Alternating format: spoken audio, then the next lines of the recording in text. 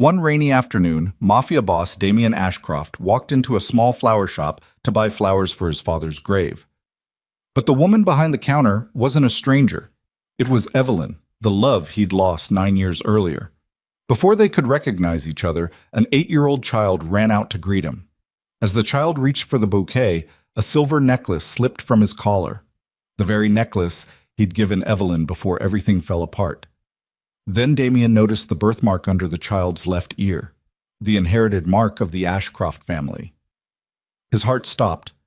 Like and comment with the city you're viewing from so I know how far my story has progressed, and stay until the end because this is just the beginning. The rain came in sideways off the lake, driving hard against the windows of every storefront on Crestfield Avenue. It was the kind of rain that didn't care about umbrellas, the kind that soaked through a good coat in 30 seconds flat and turned the gutters into small rivers carrying cigarette wrappers and coffee cups toward drains that hadn't been cleaned since the previous administration.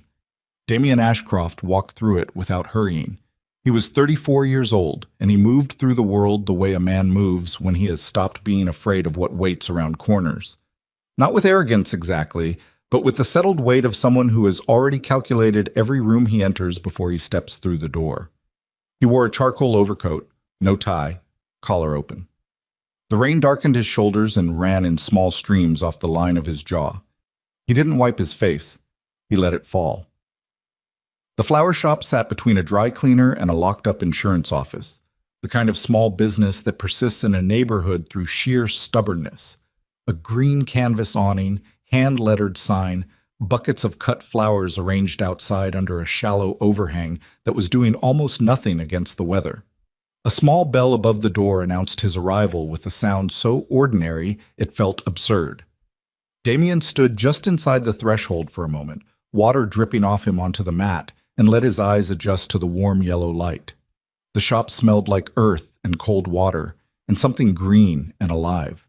It smelled nothing like any room he had occupied in the last 9 years.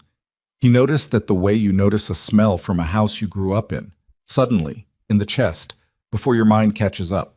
He moved toward the refrigerated display along the left wall. White lilies. He needed white lilies. His father had been dead for 6 years, but the habit of the visit remained. The grave, the flowers, the 20 minutes of standing still in a place where no one needed anything from him. It was the only quiet he allowed himself. He was reaching for a bundled sleeve of stems when he heard the door open behind him and then felt it. Not heard, felt, a change in the air, the particular stillness of someone behind the counter becoming very still. He turned. The woman standing at the rear of the shop had her back to him. She was arranging something on a low shelf, and all he could see was dark hair pulled back loosely, the curve of a shoulder under a pale green apron. She hadn't spoken yet. The shop was small enough that the silence between them was immediately physical. Then she turned around. Damien Ashcroft, who had sat across tables from men who wanted him dead and never once let his face change, felt every muscle in his body lock. Evelyn Brooks was 32 years old, and she had not changed in any of the ways that mattered. The same dark eyes, the same slight downward tilt at the outer corners that made her look like she was always on the verge of figuring something out. A small scar at the left side of her chin she'd gotten falling off a bicycle at 13. She'd told him the story once, laughing at herself, in a kitchen that no longer existed in a life that felt like it had happened to someone else. She was thinner than he remembered.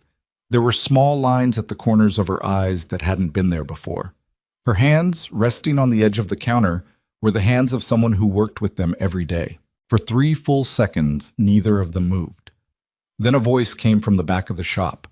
High, clear, the voice of a child who has not yet learned to announce themselves before entering a room. "Mom, did the yellow ones come in yet? Because Mrs. Calloway said—" The girl stopped when she saw the customer. She was 8 years old, maybe 8.5, with dark hair cut bluntly at the jaw, and her mother's eyes.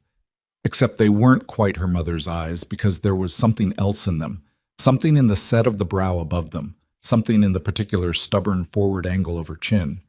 She was wearing a school sweatshirt and carrying a backpack by one strap, and she looked at Damien with the frank, unguarded appraisal that children use before they learn it makes adults uncomfortable. "Hi," she said. "Hi," Damien said. His voice came out level. He was grateful for that. Whatever was happening behind his sternum, the cold spreading thing, the sudden roaring absence of breath, none of it reached his face. The girl dropped her backpack against the counter and leaned forward to peer at the flowers in his hand. "Are those for someone?" "My father," he said. "Is he sick?" "He passed away." She considered this with the serious, unsentimental honesty of a child who hasn't yet built the social reflexes that would make her look away. "My grandma passed away too," she said. "Mom put sunflowers on her grave because she said white ones are sad."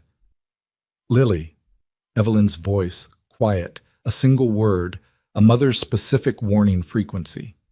The girl, Lily, straightened, and as she did, she reached back to pull her backpack up over one shoulder, and the motion tugged at the collar of her sweatshirt, and the silver chain shifted and the locket swung free. It was small, oval. The chain was thin silver, slightly tarnished at the clasp. The surface had a faint etched pattern of interlocking vines that Damien could have traced from memory with his eyes shut, because he had spent 40 minutes in a jewelry shop on Whitmore Street, choosing it when he was 25 years old, standing under fluorescent light, while a patient jeweler brought out tray after tray until Damien found the one that felt exactly right for a woman who preferred small things, quiet things, things that meant something without announcing it. He had put that locket around Evelyn's neck himself.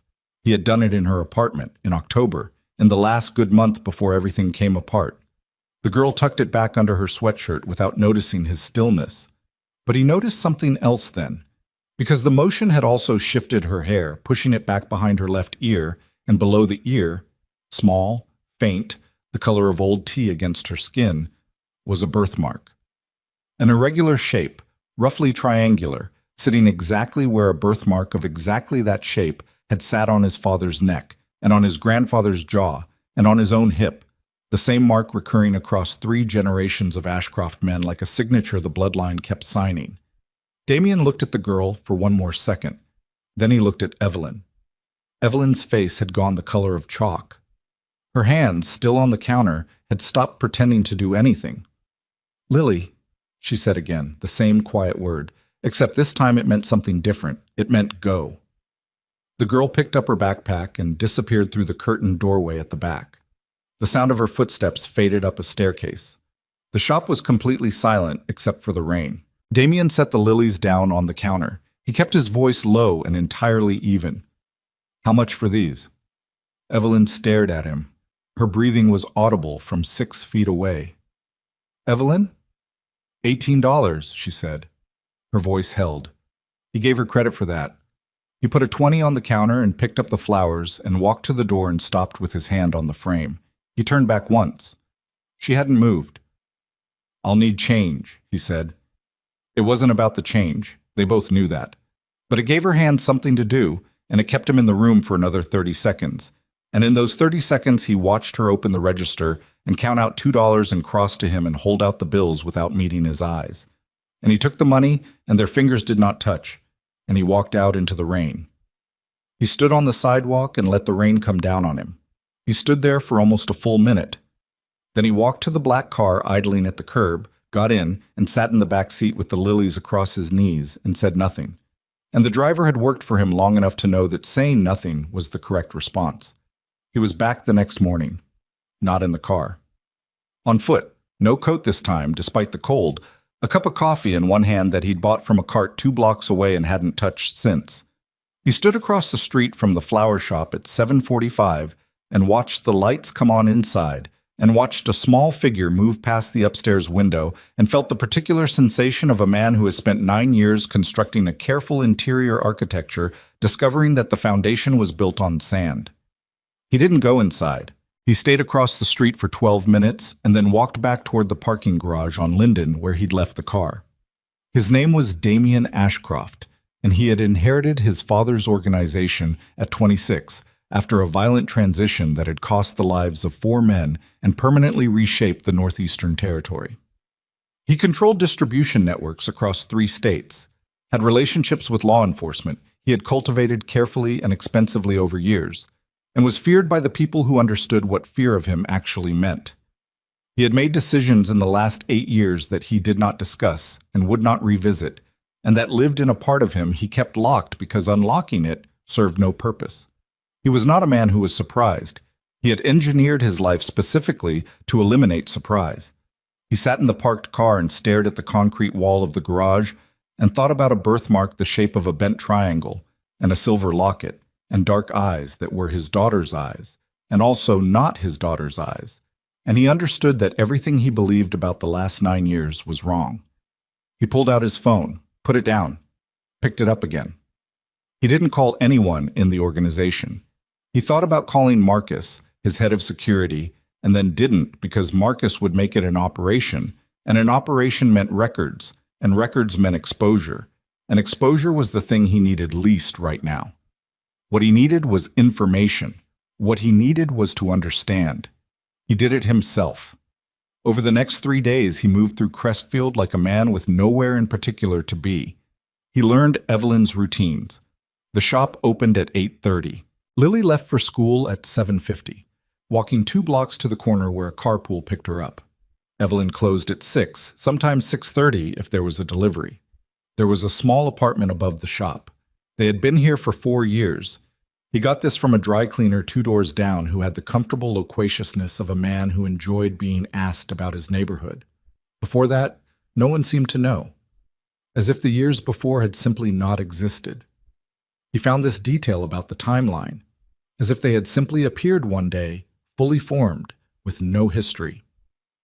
On the 4th day, he went back inside the shop. Lily was not there. School hours.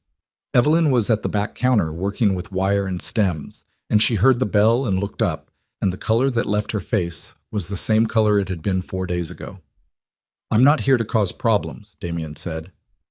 "Okay." Her voice was not okay. "I just want to talk." "There's nothing." She stopped, pressed her lips together, started again. "There's nothing to talk about." "Evelyn." "Don't." The word came out sharp, with an edge he hadn't heard in her voice before. Or maybe it was always there and he hadn't been paying attention. "You don't get to walk in here and say my name like that." "Like what?" "Like you have the right to." He stood in the middle of the shop and looked at her. "She has the Ashcroft mark," he said. Evelyn's hand stopped moving. "Below her left ear," he said. "Same as my grandfather, same as my father, same as mine." A long silence. "You don't know what you're talking about," she said. "I know exactly what I'm talking about." She set down the wire. She looked at him for a long time, and he watched something move through her face. Not quite fear, something older and more complicated than fear.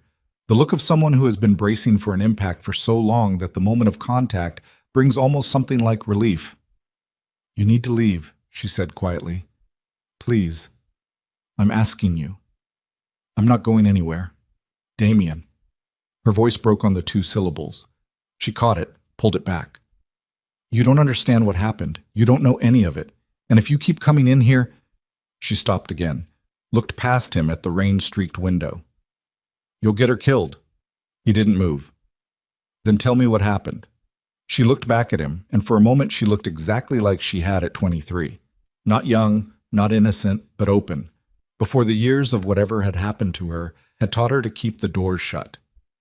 "I can't," she said. "Not here. Not now." "Then when?" "I don't know." "I'll come back tomorrow." "Damien, I'll come back every day until you're ready to tell me."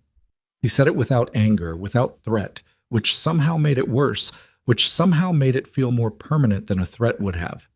"I'm not going away. I've been away for 9 years and I didn't choose that, and I need to understand why." She didn't answer. He walked out. He was 2 steps past the threshold when the door opened from the other direction and a man came in. Late 50s, weathered face, a gray jacket that had been washed too many times. He held the door open with one hand and looked at Damien without expression, and the look was the look of a man who had spent his career reading rooms, calculating exits, making the rapid assessment of threat that becomes automatic after enough years of a particular kind of work. The man glanced back into the shop, at Evelyn, still behind the counter, her face now completely unreadable, and then looked back at Damien. "You should go," the man said. Not unfriendly, not warm either. I was leaving, Damien said. Good. The man held the door wider. An invitation that was not an invitation. Keep doing that. Damien looked at him for a moment, at the way he stood, the way his jacket hung slightly wrong on the left side, the way his eyes moved, and then stepped past him onto the sidewalk. He walked to the corner without looking back, but he heard the man say quietly before the door swung shut, "He can't know. You understand that. The little girl must never learn who her real father is." Damien stopped walking. The rain fell. A taxi went past, throwing up spray.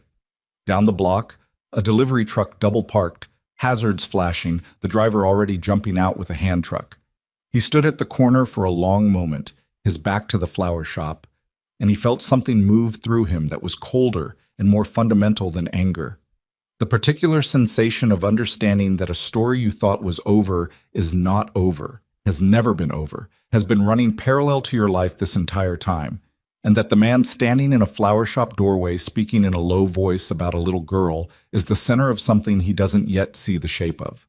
He turned around. The door of the shop was closed. Through the window, dimly, he could see the man's gray jacket at the counter, Evelyn's dark hair bent toward him, the two of them speaking in the close, urgent way of people with a shared emergency. Damien reached into his coat, his phone.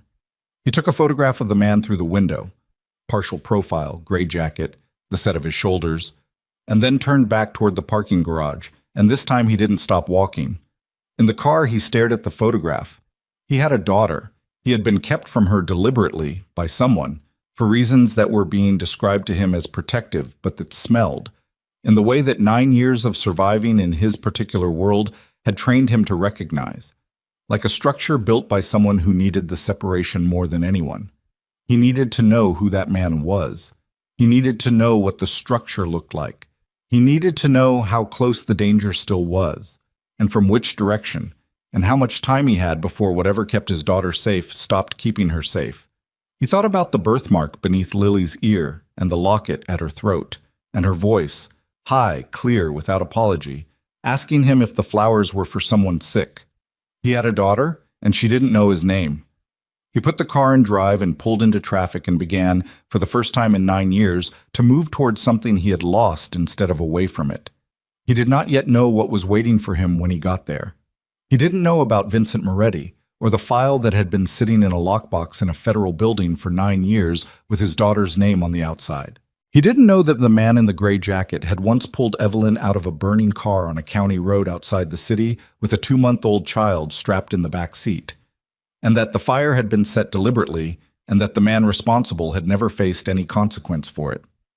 He didn't know any of that yet. He just drove. But he pulled up his contacts and scrolled to a name he hadn't used in 2 years, a forensic investigator who owed him 3 favors and asked no questions. And he sent a single text with the photo attached. "Find out who this is. Everything. Call me when you have something." Then he put the phone in his pocket and drove through the rain toward the cemetery on the east side of the city, where his father's grave waited with no flowers on it. He would be back tomorrow. He had said it, and he meant it. He would come back every day, stand in that shop, and breathe the smell of earth and cold water and something alive, and wait for Evelyn to tell him the truth. And if she didn't tell him the truth, he would find it another way. He had always been good at finding things people believed were buried.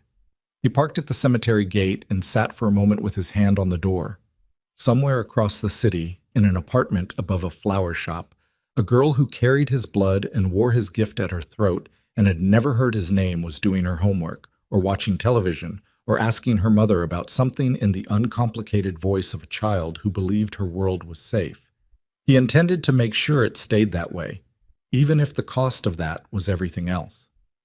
The forensic investigator's name was Carla Reyes, and she called back in less than 18 hours. Damien was in his kitchen when the phone rang. Not the downtown apartment he used for meetings, but the smaller place on the north side, the one almost nobody knew about, with a view of a parking structure and a radiator that knocked at 3 in the morning. He'd been standing at the counter with a glass of water he hadn't drunk, staring at the photograph on his phone screen, the gray-jacketed man's partial profile, the particular way he carried his left shoulder slightly higher than his right. "Nathan Hale," Carla said, without greeting. Retired. 22 years with the U.S. Marshals Service. Last posting was the Witness Security Program. Resigned 9 years ago. No formal explanation in the public record.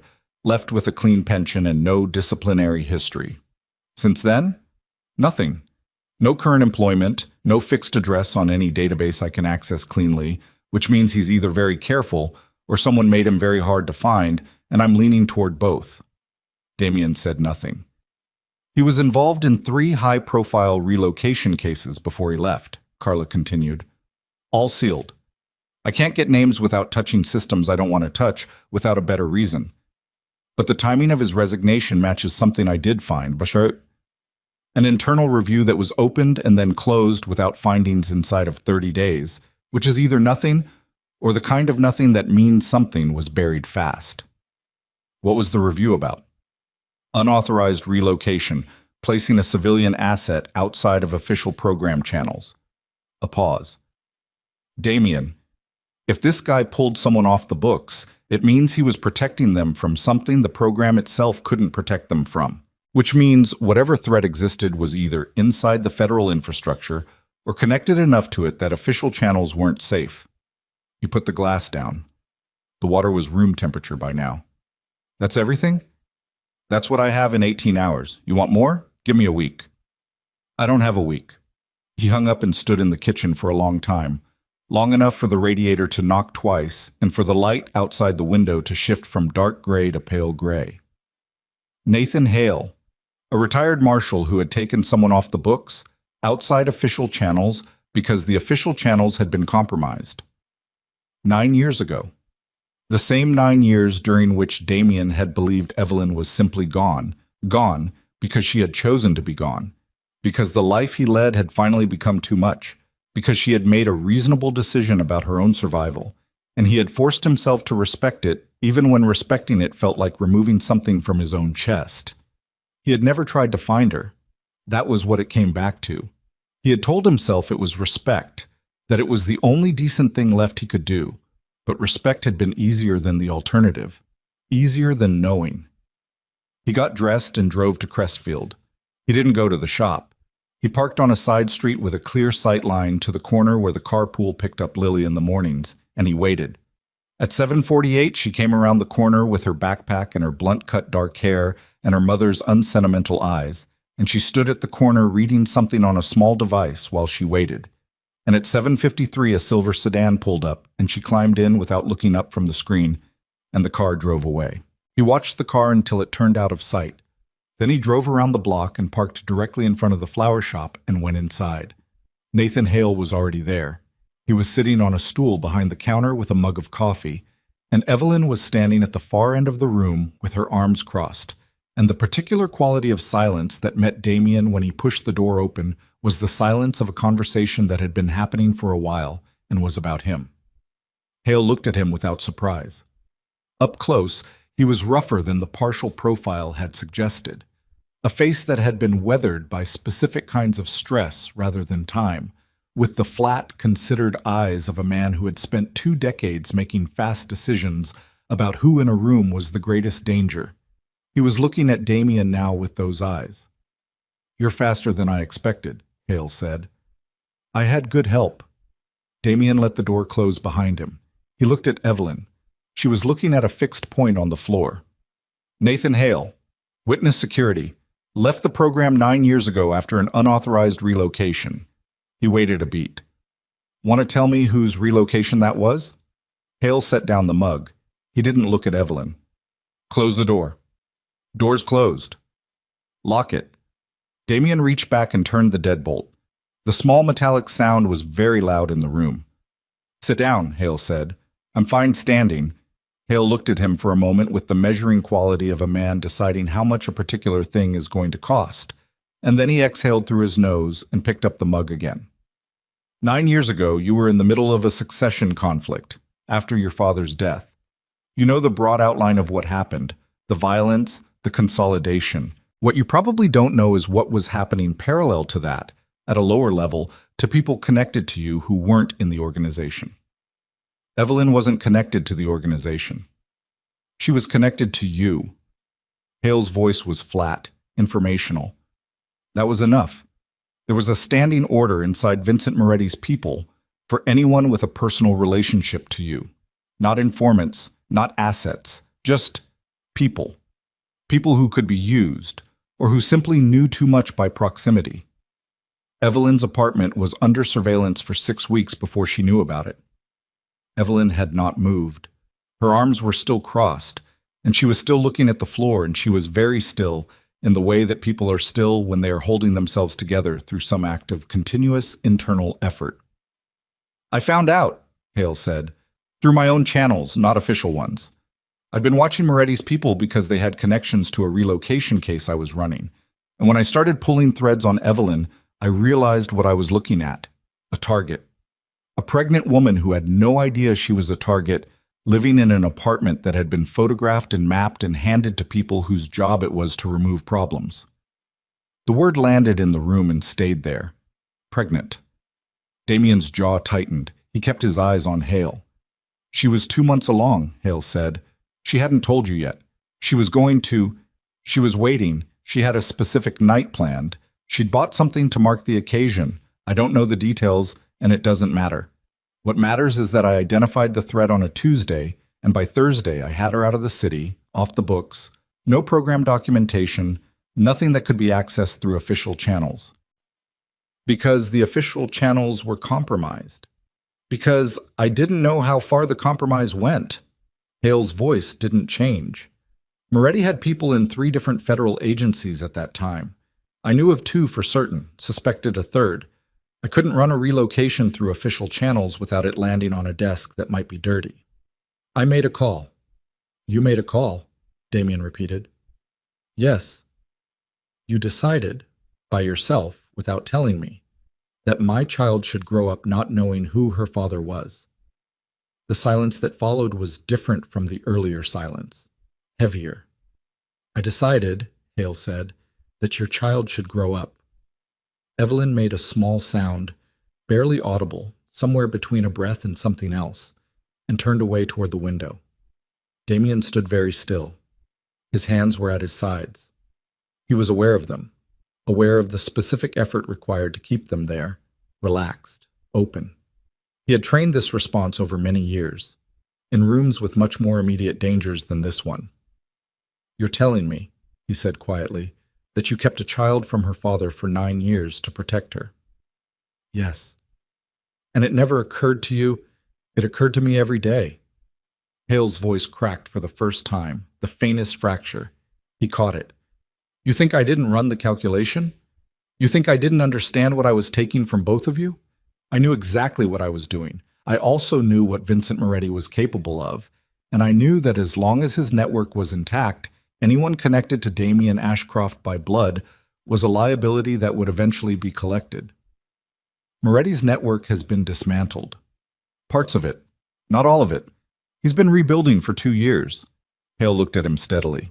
Which is why you're showing up at this shop, in person, on foot, multiple times in the same week, is the most dangerous thing that has happened to this child since the night I carried her out of Chicago, wrapped in a blanket in the back of a government vehicle. The room was completely silent. Damien turned and looked at Evelyn. She had turned back from the window. Her eyes were wet, but her face was the face of a woman who has learned that crying changes nothing, and so has found a way to contain it rather than deny it. Evelyn, he said. Her name felt different in his mouth now, heavier. Why didn't you look for me? After. She looked at him for a long time before she answered. Nathan told me you were dead. The words arrived in the room without drama. She said them the way someone says a thing they have said so many times in their own head that the saying of it aloud is almost beside the point. He told me there was a fire, she said, at one of the locations during the succession conflict. He said you didn't make it out. He showed me a document. I don't know now if it was real or fabricated. I've never known for certain. But I was 7 months pregnant, in a city I'd never been to, completely alone, and a man I had reason to trust told me the father of my child was dead. Damien looked at Hale. I needed her to stop looking, Hale said. The words came out even, but there was something in them that cost him. If she believed you were dead, she wouldn't try to make contact. If she tried to make contact, any of Moretti's people watching your line would have found her. I falsified the document. It was the ugliest thing I've done in my life, and I'd do it again." "You'd do it again," Damien said. "If the alternative was what would have happened to her and that child, yes." Damien exhaled slowly through his nose. He looked at the ceiling, at the hanging bundles of dried flowers above the refrigerated cases, at the watermarks on the old plaster, and then back down at the two people in front of him who had, between them, restructured his entire life without his knowledge or consent. He wanted to be angry. He was angry.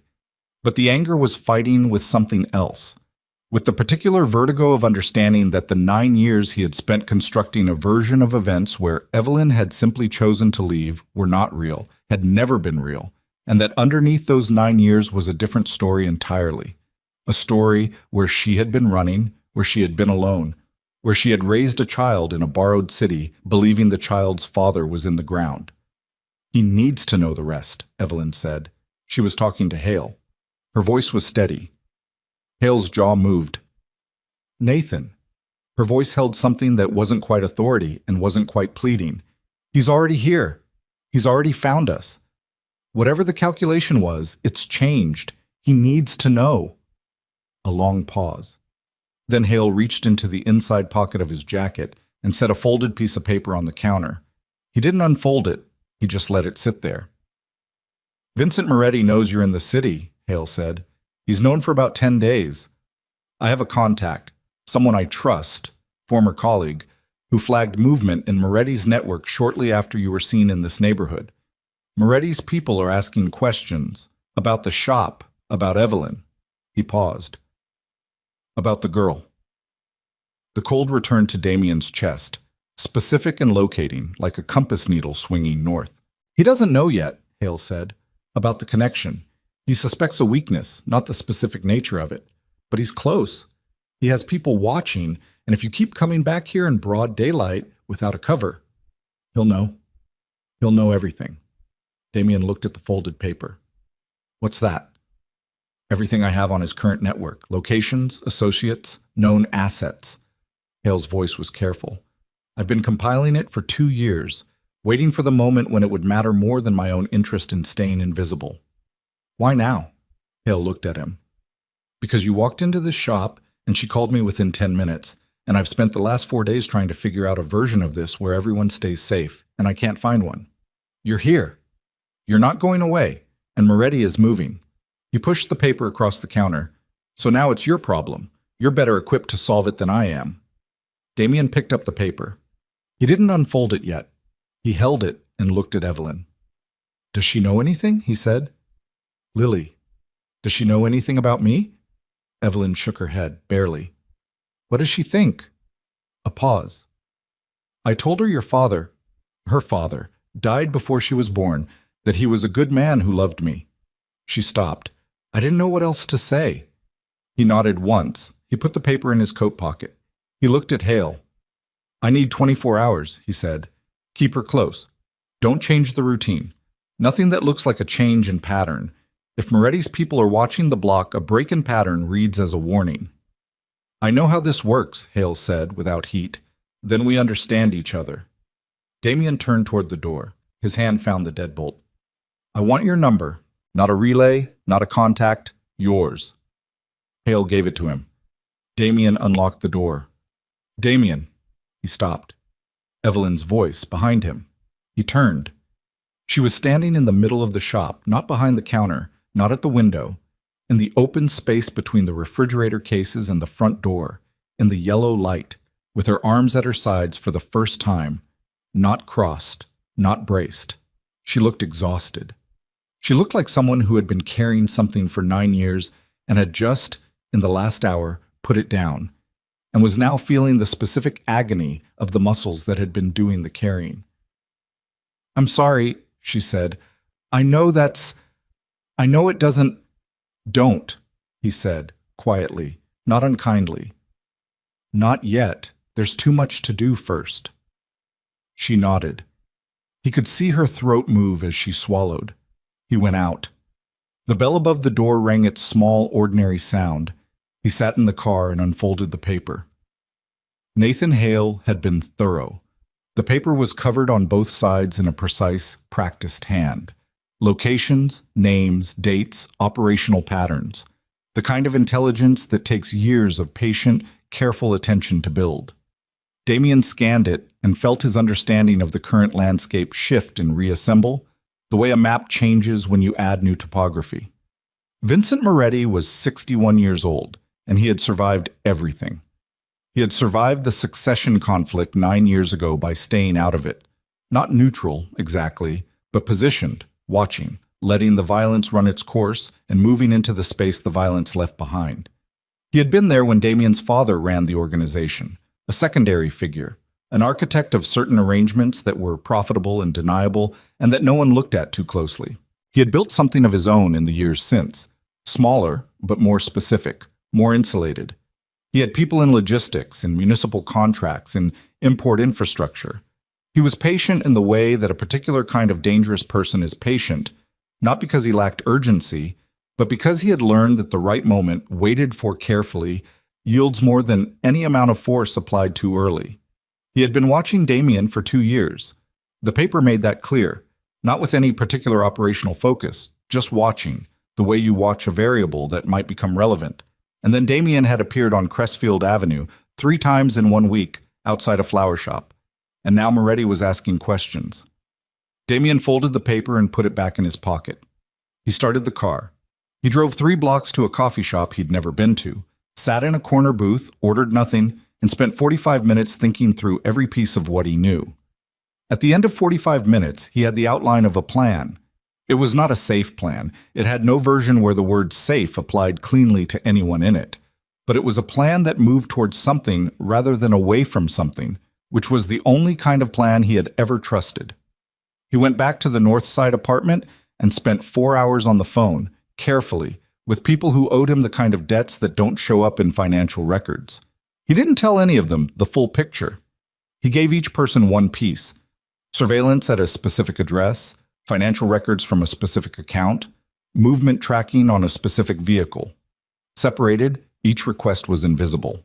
Together, they began to form a picture of Vincent Moretti's current operation that was detailed enough to act on. He was at this work when his phone buzzed with an unknown number. He almost didn't answer. Then something, instinct, the particular frequency of a threat he'd learned to recognize at a register below conscious thought, made him pick up. Silence for a moment on the other end. Then a voice he didn't recognize, male, unhurried. "You've been spending time in an interesting neighborhood," the voice said. Damien said nothing. "Nice little shop on Crestfield. Flowers, the kind of place you wouldn't expect a man like you to frequent." Still nothing. "Cute kid, too," the voice said. "Dark hair. Walks to the corner every morning at 7:50. Silver sedan picks her up." A pause. "You know what I like about kids that age? They're creatures of habit. Same corner, same time, every single day." Damien's hand on the phone was completely steady. His voice, when it came, was completely even. "You have 30 seconds to tell me who you are before I spend whatever it costs to find out." A short sound on the other end, almost a laugh. "Mr. Moretti just wants you to know he's paying attention. Nothing more than that. For now." The line went dead. Damien sat with the phone in his hand for 3 seconds. Then he was on his feet, coat already in hand, moving toward the door with the particular velocity of a man for whom thinking and moving have become the same action, because the voice had said the same corner, same time, every single day. And it was 6:47 in the morning, and Lily left for school at 7:50, and he had 63 minutes. He had 63 minutes, and he did not yet know if that was enough. And the cold thing in his chest had become something else now. Something that had weight and direction and would not be reasoned with, something that had her name. He drove with both hands on the wheel and ran 2 red lights and didn't think about either of them. The city at 6:50 in the morning was not empty, but it was thin.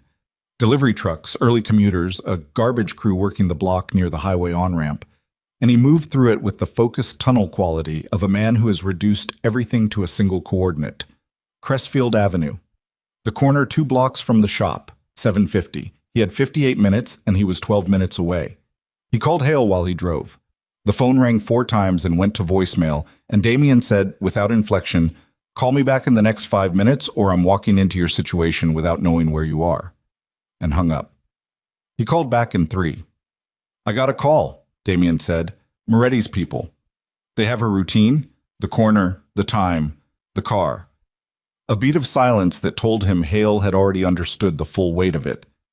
I'm 2 blocks from the shop, Hale said. I was already coming. You got a call too. No, I got a feeling. 30 years of this work, you learn what a feeling is worth. Get her inside, change the routine. I don't care if it reads as a pattern break now. That's no longer the priority. I'll be there in 10 minutes. And if they're already on the block, then I'll deal with it when I'm on the block. He hung up and pressed the accelerator and thought about the voice on the phone. Unhurried, almost conversational, the specific tone of a man who believes he is not the one in danger in a given situation. He had met men who spoke that way. He knew what it indicated. It indicated a man who had already positioned his pieces and was now simply announcing the opening move. He turned onto Crestfield at 7:03 and slowed immediately. There was a gray panel van parked on the near side of the street, 60 yards from the shop, engine running. Exhaust rose from the tailpipe in the cold morning air. The van had no markings, no company livery, nothing. 2 men visible in the front. He clocked them in his peripheral vision as he drove past without slowing, without looking directly. A third shape in the back, half visible through the partition window. They were positioned with a clear sightline to the shop entrance and to the corner where Lily caught her carpool. He drove past and around the block and parked on the parallel street and sat for exactly 30 seconds, running the geometry. 3 men in the van, probably more he couldn't see. The shop had a rear exit into an alley. He'd mapped it on his second visit, the habit of knowing exits before you need them. The alley ran north to the next cross street, where it opened onto a loading area behind a restaurant. He could move Evelyn and Lily out the back without breaking the front sightline. But if Moretti's people had done their homework, and the phone call suggested they had, the alley would also be watched. He got out of the car. He went in through the rear. The alley gate was unlocked. Another thing he had noted, another small failure of security that had bothered him since the first time he'd walked the perimeter. He moved along the alley wall with the particular economy of motion that 9 years of operating in contested spaces had built into his body below the level of conscious instruction, and he came to the back door of the shop and tried the handle. Locked. He knocked twice, paused, knocked once more. The door opened immediately. Hale. He'd given him just enough time to get here, and he'd gotten here. Inside, the back room of the shop was small and crowded. A work table covered in wire and foam and floral supplies, a utility sink, shelving along 2 walls, a narrow staircase leading up to the apartment. Evelyn was on the stairs halfway down, still in the clothes she'd slept in. An oversized shirt, leggings, no shoes. Her hair was loose, and she was holding her phone against her chest, and her face had the particular blank quality of a person whose fear has surpassed the capacity for expression. "Where's Lily?" Damien said. "Upstairs. She doesn't know. Keep it that way for now." He looked at Hale. "Back of the alley. Is it covered?" "1 man. I came past him on my way in. He didn't make me, or he decided I wasn't the priority. He's at the north end near the restaurant. Stationary." "How many total? Your estimate?" "Van on the front street. 3, maybe 4. 1 in the alley. Possibly a spotter on the roof of the building across from the front. I couldn't confirm. Minimum 5, possibly 7. Damien looked at the work table. His mind was running the numbers in the specific automatic way it ran numbers in situations like this, stripping away everything that wasn't relevant and reducing the problem to its load-bearing elements. 5 to 7 men, 2 exits covered, a child upstairs who didn't know her world was in the process of being restructured around her. "They're not here to move yet," he said. "The call was a message. They wanted me to know they had the information and they were positioned. That's not how you operate if you're planning an immediate action. That's how you operate if you're waiting for instructions or waiting for a specific trigger." "The trigger being what?" Hale said. "Me. Either my presence here confirms what they suspect, that Lily matters to me, or my absence today tells them I didn't take the bait and they escalate." He paused. "Either way, they're watching the clock. When the carpool doesn't show and Lily doesn't come to the corner, they'll start moving. Evelyn made a small sound on the stairs. Not a word. Just air. Go get her dressed, Damien said, not unkindly. Quietly. Normal morning, as far as she's concerned. And then what? Evelyn's voice was controlled with effort. And then you stay up there and you stay away from the windows, and you let me and Nathan handle the next 20 minutes. She looked at him for a moment, at this man she had not seen for 9 years, standing in her back room in the morning half dark, talking about the next 20 minutes in the specific calm tone of someone for whom this was not the worst situation he had ever navigated, and then she turned and went back up the stairs. Damien looked at Hale. You armed? Hale opened his jacket, shoulder holster, compact frame. Always. I need you on the rear exit. If the man at the alley end moves toward the building, you stop him before he gets to the door. I don't care how. And you? Front. Damien reached into his waistband and checked the weapon there, automatic, the gesture brief and practiced and entirely without drama. I'm going to give them what they came to see. Hale stared at him. You're going to walk out the front door. They're here because they want to confirm the connection between me and the child. If I walk out the front door alone right now and I get in my car and I leave, they follow me or they report my presence. But either way, the focus shifts from the shop to me. It buys time. It also confirms the connection. They already know. He looked at Hale steadily. That call told me they know enough to act on it. What they don't know yet is exactly what she is to me, whether she's leverage or a liability. If I walk out like a man with nothing to protect, it blurs the picture. Hale's jaw worked. And if they don't follow you, if they stay on the shop, then I come back and we have a different conversation. He moved toward the door to the front of the shop. 30 seconds after I go out the front, call me. I need to know if anyone in that van reacts. He went through into the front of the shop without waiting for an answer. The space was dim, only the refrigerator cases lit from within, casting their cold glow across the floor. He unlocked the front door and stepped out onto the sidewalk and did not hesitate, did not look at the van, did not change his pace. He walked to the corner, turned, walked the half block to where he'd parked on the parallel street, and got in. His phone rang. Hale. Van moved, Hale said. Following you. One of them got out and is walking, staying on foot on Crestfield. The alley man hasn't moved. So they split. 2 on me, 1 holding position on the shop, 1 in the alley. That's what I see. Call me if anything changes. He hung up. He drove. He let the van follow him without making it obvious that he knew it was there, which required a specific kind of deliberateness. Not too fast, not too slow, taking routes that felt organic rather than evasive. He led them east toward the river, away from the shop, away from Crestfield, buying time in miles. He called Marcus while he drove. Marcus was the one member of his organization he fully trusted. Not because Marcus was without ambiguity, but because Marcus had been with Damien's father before Damien and had calculated, with the cold practicality of a man who respects continuity, that his interests and Damien's were inseparable. I need eyes on a van, Damien said, and gave the plate number he'd memorized in the alley, the partial he'd caught in his peripheral vision. And I need 2 people at a location on Crestfield without being visible. Clean. People who can wait. Marcus said nothing for a moment, then, You've been running something without the organization. I'm running something now. That's not Marcus. His voice was quiet. I need what I asked for. Another pause. Plate in 20 minutes. Bodies on Crestfield in 40.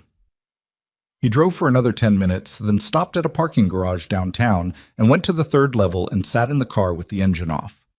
He waited. The van did not follow him into the garage. It would have been too obvious in the confined space.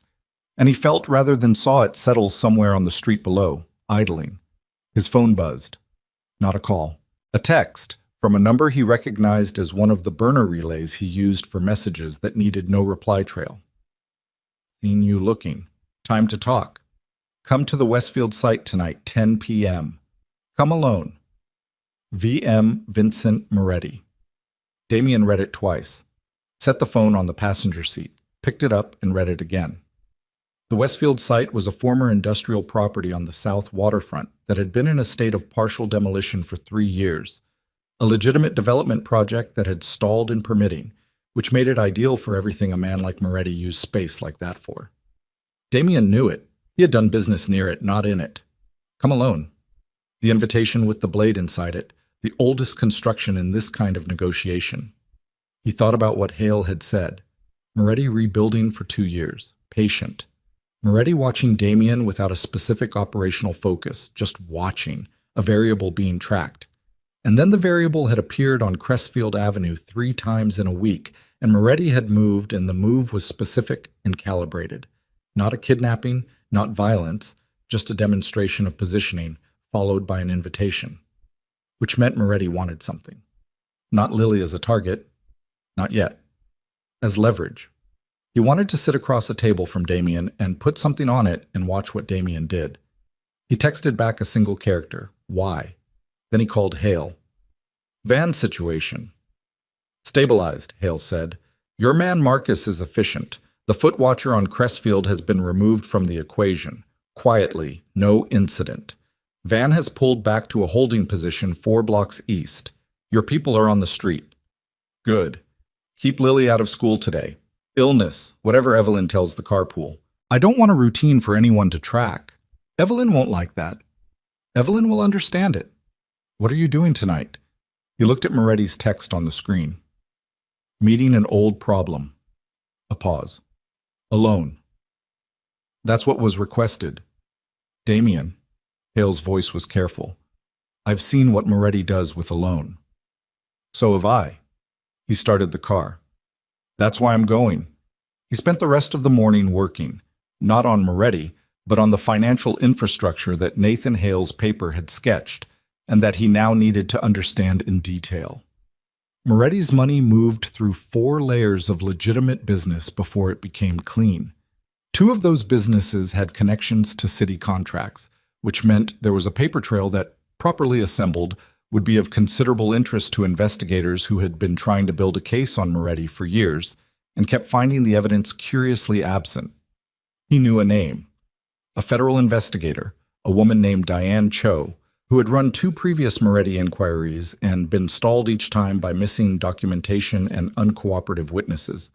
He had never spoken to her. He had avoided her the way anyone in his position avoided anyone with a federal badge on principle, as a matter of operational hygiene. He made an appointment through an intermediary for the following morning. At 4 in the afternoon, he drove back to Crestfield. Evelyn opened the back door before he knocked.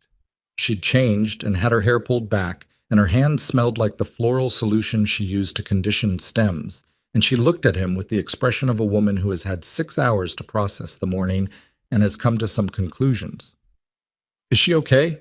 He said. She thinks she has a cold. She's upstairs reading. Evelyn stepped back to let him in. She asked about you. He stopped. What? She doesn't know who you are. You came in twice this week. She noticed. Evelyn's voice was careful. She asked if the man who bought flowers for his father was coming back. He stood in the back room and said nothing. What do I tell her? Evelyn said. Not accusing. Asking genuinely, the way a person asks when they have run out of the answers they have been using and need new ones. Nothing yet, he said. Soon, but not yet. She nodded. She moved to the utility sink and ran water over her hands, not because they needed washing, just to have something to do. He watched her and recognized the gesture, the need to be in motion when everything feels like it is on the verge of going still in the wrong way. I'm meeting Moretti tonight, he said. The water stopped. He made contact, Damien said. He wants a conversation, which means he's not ready to move directly. He wants to establish what I'll give him before he decides how to proceed. And you're going to go. Not a question. I'm going to go. She turned off the tap, turned around, looked at him with the dark eyes that their daughter had inherited. And if it's a trap, then I'll deal with a trap. Damien! The word came out with a weight that suggested everything underneath it. 9 years of weight, the specific exhaustion of a woman who has been afraid for a very long time and has just, in the last 48 hours, had the thing she feared most materialize in front of her. If something happens to you tonight, nothing is going to happen to me tonight. You can't know that. I know Moretti. I know how he thinks. He wants leverage, not a body. A body creates problems. Leverage creates options. He's going to try to find out what Lily is worth to me. He looked at her steadily. Which means I need to go in there looking like a man who has a daughter he just found out about and isn't sure what to do with. She stared at him. Is that true? The question hung between them, and he understood what she was really asking. Not about tactics, not about what he would say to Moretti, but something more fundamental, something that had been sitting in the room between them since he first turned around in this shop and saw her face. No, he said. It's not true. Something moved in her expression, something that might have been relief or its more complicated cousin. 8 hours, he said. I'll be back by morning. He left her in the back room and went out through the alley and didn't let himself look at the staircase on the way out. The Westfield site at 10 at night was exactly what it looked like in daylight, only darker. A gutted industrial building, partial walls, a roof that covered maybe 60% of the floor space, the remainder open to the sky where the demolition crew had taken sections apart from above. Generator-powered work lights had been set up along the interior, casting hard shadows and pools of yellow light that made the space look staged, which it was. Moretti was already there. He was standing near the center of the lit area, and he was not alone. 2 men visible behind him, one to each side and back, the specific positioning of people who are there to watch rather than to act unless instructed. He was 61, and he looked it, but he looked it the way a piece of machinery looks its age. Worn in the right places, functional in all the ones that mattered. He had a square face, heavy through the jaw, and the particular quality of stillness in his eyes that Damien associated with men who had learned that patience is the most dangerous weapon in any room. Damien, he said, expansive, almost warm. Vincent. I was starting to think you wouldn't come. Here I am. Moretti looked him over with the slow, assessing quality of a man who has been reading other men his entire professional life and trusts the reading. You've been busy this week. Interesting neighborhood for a man of your usual habits. I go where I need to go. Yes. Moretti turned slightly, moved a few steps to his left, looking at the exposed structure of the building above. A man comfortable in demolished spaces, in places that were between what they had been and what they would be. The florist, pretty woman, difficult life, it looks like, was small business, single mother, moved around a lot before she settled in Crestfield. He paused. The girl looks like you. Damien stood very still. Around the eyes, Moretti said conversationally. The jaw. And there's something else. I had someone pull a photograph, older, your father when he was young. The resemblance is there. He turned back and looked at Damien with the unhurried expression of a man holding all the relevant cards and in no rush to play them. How long have you known? Recent, Damien said. And the mother, she kept it from you. Circumstances kept it from me. Moretti made a small sound. Not quite a laugh. Acknowledgement. Circumstances. He moved closer, stopped at a distance that was intimate without being threatening, the distance of a conversation between men who respect each other's capacity for violence sufficiently to keep it theoretical. Here's what I want you to understand, Damien. I don't want to hurt a child. I want you to hear that clearly, because it's true, and because what comes next makes more sense if you believe it. Damien waited. I want what was mine, Moretti said. The warmth left his voice, not replaced by anger, replaced by something flatter, more permanent. The Eastern Corridor, the port arrangements, the distribution chain that your father built and that you've been managing in a way I find... A pause. Suboptimal. Those arrangements aren't yours. They were before your father and I had our disagreement. His eyes held steady. I'm proposing a correction, a restructuring. You step back from the Eastern Corridor and certain other conversations that might be of interest to federal investigators about your operation, conversations I have been sitting on patiently for some years, remain private. Damien said nothing. The girl is irrelevant to this, Moretti said, as long as we understand each other. If we don't understand each other, he spread his hands, a small gesture, almost regretful. Then she becomes relevant. The work lights hummed.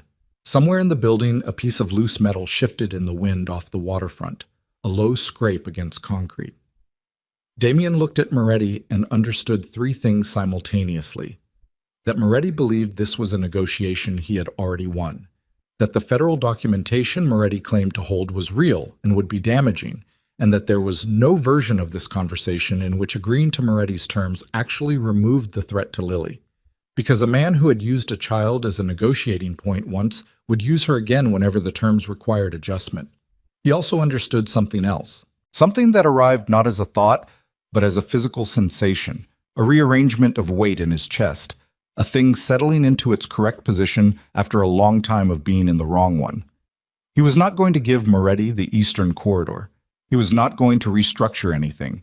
He was not going to negotiate or reason or find a workable middle ground. He was going to dismantle everything Moretti had built, including the documentation, including the network, including the patient-careful infrastructure of the last 2 years. And he was going to do it by handing every piece of it to Diane Cho and her federal investigation, including every piece of his own operation that got caught in the net, because a clean life for his daughter was worth more than a criminal empire. And because the man standing in front of him with his hand spread in that small, regretful gesture had tried to have Evelyn killed 9 years ago on a county road with a 2-month-old in the back seat and had never faced a single consequence for it. "I need 72 hours, Damien said, to look at the Eastern Corridor situation. I'm not in a position to make a commitment tonight."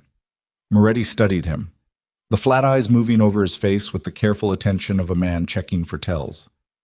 72 hours? I need to understand the full scope of what you're describing." A long pause. Then Moretti nodded, once, slowly. 72 hours. He turned away, back toward his 2 men. Conversation concluded. "I'll expect your answer Thursday. And Damien," he stopped without turning around. "If you're thinking about running, understand that the girl is already being watched. Any movement that looks like relocation, and I accelerate the timeline considerably." He walked into the dark interior of the building and was gone. Damien stood in the yellow light for a moment. Then he walked back out through the entrance of the Westfield site and into the cold waterfront air and got into the car and sat. He had 72 hours. He pulled out his phone and dialed Diane Cho's cell number. The one he'd been given through the intermediary, the one she used for contacts who couldn't call the office. And it rang twice before she picked up. "This is Cho. My name is Damien Ashcroft," he said. "I have documentation on Vincent Moretti's current network. I also have information about his prior activities going back 9 years, including an attempted homicide that was never reported." He paused. "I want to talk about a cooperation arrangement. Tonight, if possible." Silence on the other end. He could hear her breathing, the specific held quality of a person recalibrating very fast. "Mr. Ashcroft," she said carefully, "you understand that a conversation of this nature would have significant implications for your own." "I understand exactly what it means," he said. "That's why I'm calling tonight instead of waiting until I've had more time to talk myself out of it." Another pause. Then, "Where are you?" He told her. She said she'd be there in 40 minutes. He put the phone down and looked at the waterfront through the windshield, the lights reflecting off the black water, the distant shapes of cargo infrastructure, the city behind him going about its ordinary business in the dark. He thought about a flower shop on Crestfield Avenue, a woman standing at a utility sink running water over her hands, a girl upstairs who had asked if the man who bought flowers for his father was coming back. He thought about 72 hours and what 72 hours required of him, and what it would cost and what it would look like on the other side. He picked the phone back up and sent a single text to Hale. "Watch the shop tonight. Don't leave." Then he sat and waited for Diane Cho, while the waterfront lights moved on the dark water and the city continued its indifferent noise around him, and somewhere across it, a girl who didn't know his name was sleeping in a room above a flower shop, safe for now, safe for this hour, while her father sat in a parked car at the edge of everything he had built, and prepared to burn it all down to keep her that way. Diane Cho arrived in 38 minutes in an unmarked sedan, alone, which told him something about her. That she had calculated the risk of coming without backup and decided the potential value of the conversation outweighed it. She was 40, compact, with the specific alertness of someone who had been running on 4 hours of sleep for so long it had become her baseline. She got in the passenger seat without being invited. "Talk," she said. He talked. He gave her 40 minutes of it. Moretti's network, as Hale had documented it, the financial layering, the municipal contract connections, the port arrangements, the attempted homicide 9 years ago on a county road. He held back nothing except the details that would expose Lily directly. Cho listened without interrupting, and when he finished, she sat for a long moment looking at the windshield. "You understand," she said, "that I'll need your full cooperation. Your organization, your records, everything." "I understand. This ends your operation." "I know what it ends." She turned and looked at him with the careful, measuring eyes of a woman who has been lied to by better men than most. Whatever she saw, she made a decision. "Thursday," she said. 72 hours. Don't move the woman or the child. Any disruption of pattern confirms to Moretti that you've turned and he'll accelerate. She opened the door. "And Ashcroft." She paused with one foot out. "If you're playing both sides of this, I will dismantle you personally." "I know," he said. She got out and walked back to her car and drove away. He sat alone for another minute. Then he drove back across the city toward Crestfield, toward a shop that smelled like earth and cold water and something alive, toward a woman who had been running for 9 years, toward a daughter who didn't know his name yet. 72 hours. He had already decided what came after them. He would cooperate fully with Cho's investigation. He would hand over every record, every account, every name, the Eastern Corridor, the distribution network, the arrangements his father had built and he had maintained. All of it, surrendered, legally, permanently. In exchange, Cho would move on Moretti before Moretti could move on the shop, and the 9-year threat that had shaped every decision Evelyn and Hale had made would finally be excised at the root. It would cost him everything he had inherited. He found, sitting in the dark car on Crestfield Avenue, looking up at the lit window above the flower shop where a shadow moved, Evelyn, awake, waiting, that he did not particularly care. Some things, it turned out, were worth more than an empire.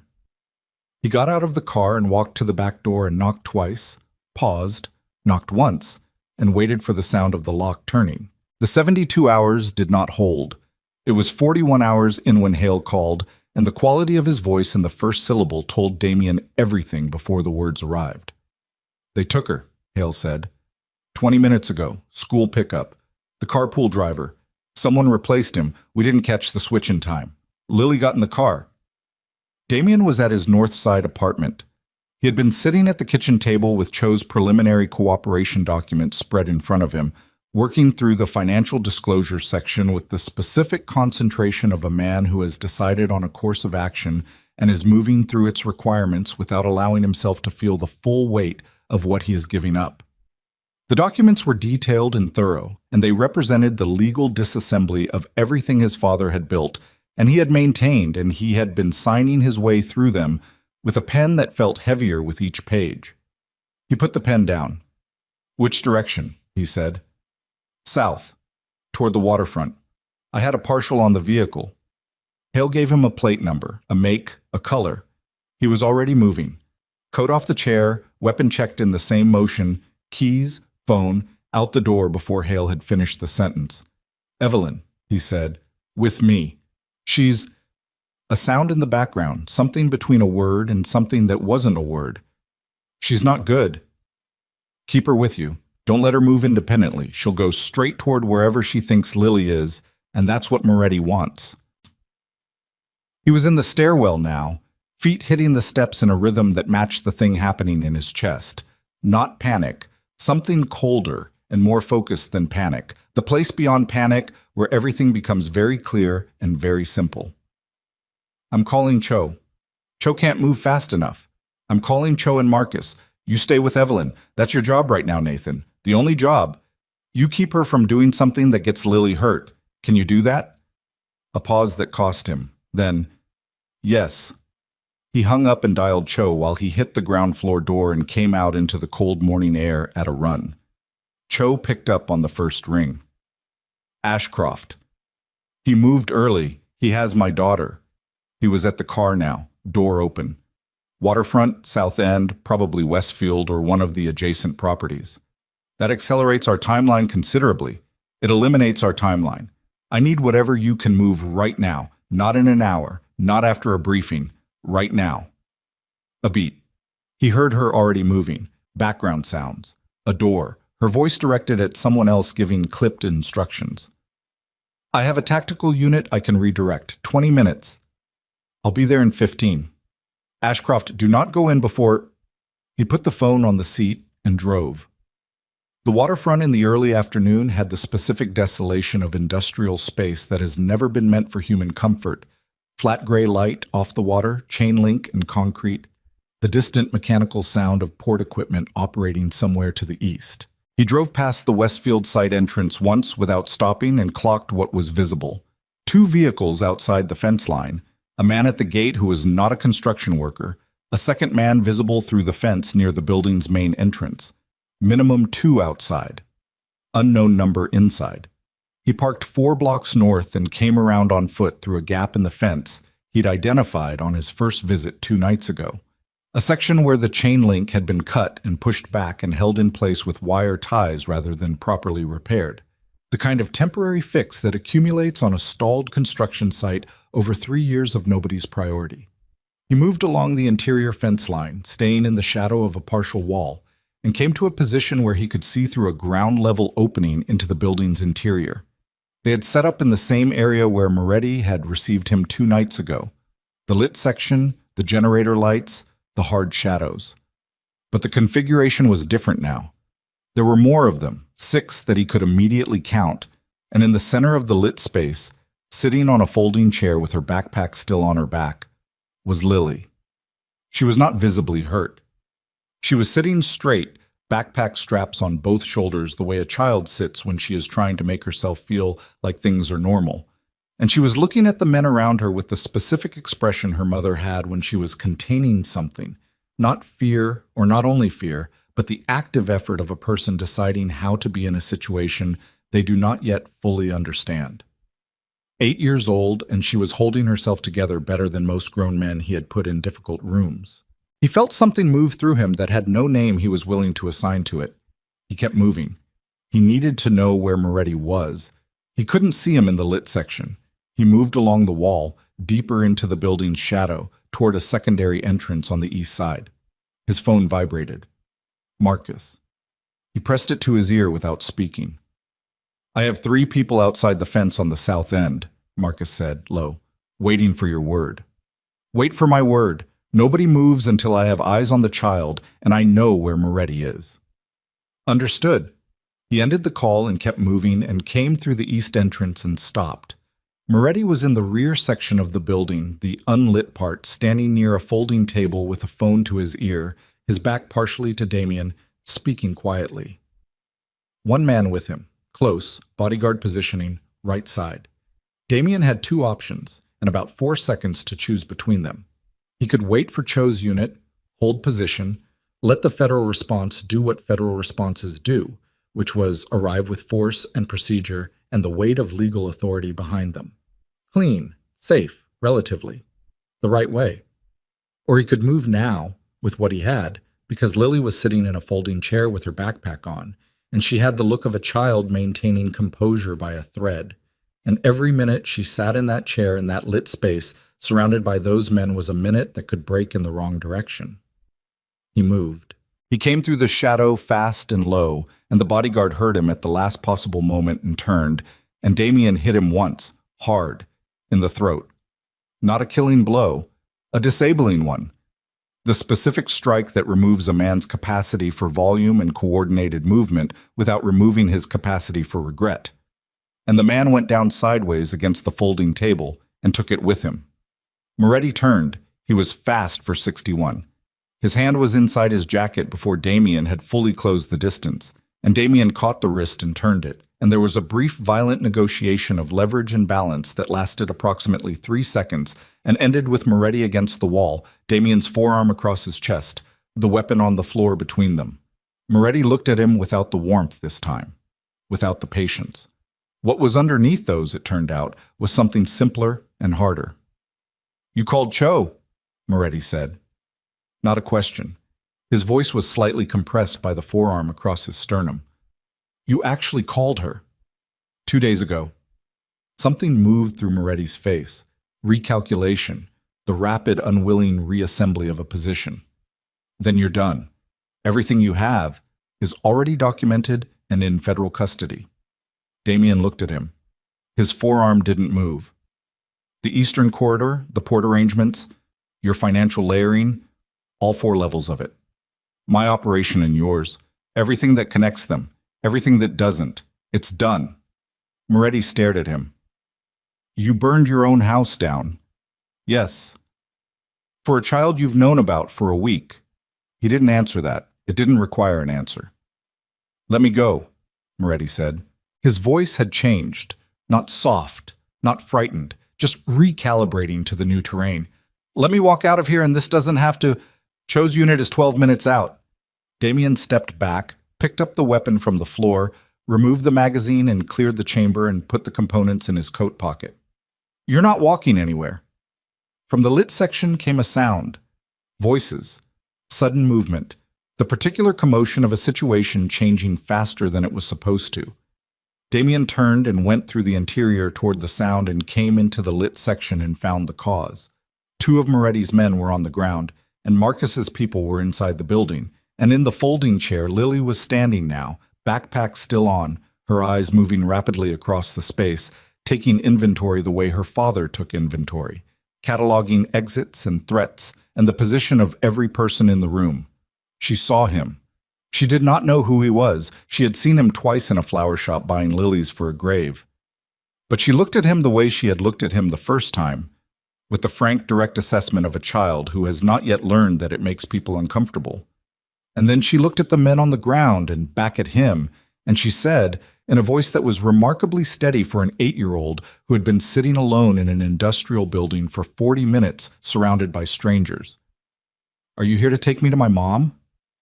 "Yes," he said. She crossed the space between them without running, walking, the deliberate walk of a person who has decided that running would mean admitting to the fear she has been managing this whole time. And when she reached him, she did not take his hand, but she stood close enough that their arms were touching, and he felt the warmth of her through his coat sleeve, and he put his hand on her shoulder, and she allowed it. "There are more of them outside," she said quietly. "I heard them talking. The gate and the south fence." "I know," he said. "Marcus." He raised his voice just enough. "South fence. 2 men. Handle it." Marcus moved. 2 of his people went with him. Damien stayed where he was, with his hand on Lily's shoulder, and he felt her breathing. Fast, shallower than normal, the controlled breathing of someone who has been afraid and is now managing the transition out of it. And he regulated his own breathing deliberately, the way you do when you are close enough to a frightened animal that it can feel your body, because calm is transmissible if you mean it. From the back section of the building came a sound. Movement. Moretti's bodyguard, recovered enough to be ambulatory, and behind him, Moretti himself, moving toward the east exit. "He's running," one of Marcus's men said. "Let him go," Damien said. "Damien!" Cho's unit is 8 minutes out. Every exit on this property is about to be covered by federal agents with arrest authority. He looked at the east entrance through which Moretti had disappeared. "He has nowhere to go that I haven't already accounted for." He looked down at Lily. She was looking up at him with the measuring expression that he recognized because he wore it himself, had worn it all his life. The expression of someone assembling information and waiting until they have enough before they speak. "You came to the shop twice," she said. 3 times. "You bought lilies?" "Yes." "For your dad?" "Yes." She looked at him for a moment, something working in her face, something that was not quite the question she was building toward, more like the thing underneath the question, the thing that had been there since the first time he walked through the door. "Do you know my mom from before?" He heard sirens, distant, approaching from the north. Cho's unit. 8 minutes had become 6. "Yes," he said, "from a long time ago." She absorbed this. Outside, the sound of Marcus's people handling the south fence, brief, contained, efficient. The generator lights hummed. The cold waterfront air moved through the building's open sections, carrying the smell of salt water and rust and something industrial. "Is that why you kept coming back?" she said. "Because of her." He looked at his daughter, at the birthmark below her left ear, at the locket that sat under her sweatshirt against her skin, at the angle of her jaw and the specific set of her brow, and all the accumulated evidence of a fact that he had known for 10 days and that she did not yet know, and that was going to change everything in her life the moment it was spoken. "Yes," he said, because it was true, and because she deserved true things, and because whatever else he was, and whatever else the next days and weeks were going to require of him, he intended to begin with true things where she was concerned and never stop. The sirens grew louder. Through the fence line, the first flash of vehicle lights. From the east side of the building, suddenly, a shout. One of Marcus's men, urgent. Then running footsteps. Then a second voice, Moretti's, at a different register than any Damien had heard from him before. Not the controlled warmth, not the flat patience, something rawer and less managed. The voice of a man whose calculated positions have all collapsed at once and who is now operating on something older and less disciplined. And then a third sound, preceding everything else, arriving before Damien had fully processed the others. A single sharp crack from the east end of the building, and the generator lights went out simultaneously, all of them, plunging the interior into a darkness broken only by the approaching sweep of federal vehicle lights through the fence line. And in that sudden dark, Damien pulled Lily against him and dropped to one knee on the concrete floor with his body between her and the direction the sound had come from, and he heard her sharp intake of breath. Not a scream, not a cry, just breath, the instinctive gasp of a child whose world has just gone dark. And he said, low and close to her ear, "I've got you," and felt her hands grip his coat. The lights from Cho's vehicles cut through the fence and swept across the interior, and in their moving illumination, he saw Marcus's man down on the east side, not dead, moving, hand pressed to his arm. He saw two of Moretti's remaining loyalists at the far wall, weapons raised, the specific frozen tableau of men who have just heard federal sirens and are now running their own calculations about what comes next. And he saw Moretti. Moretti was at the east entrance, not through it, stopped, turned back, and in the sweeping federal lights his face was visible for 1 second. Not the face of a man running, but the face of a man who has decided that if he is going down, he will determine the terms. His eyes found Damien in the dark, found him exactly, the way a predator finds the specific target it has been tracking across 9 years of patient, careful waiting, and his arm came up, and in the half-second before everything moved at once, Damien looked at the line of that arm and understood with total clarity that Moretti was not aiming at him. He was aiming at the child pressed against Damien's chest, because Moretti had understood what Damien had understood the moment Lily walked across the concrete floor without running, that the child was the only leverage left, and a living child was leverage, but a child who was no longer living was something else entirely, was a message, was a last act of control, was the final thing a man could take from an enemy who had just handed his empire to a federal investigator and rendered every other form of power obsolete. Damien moved. He was already in motion before the thought completed.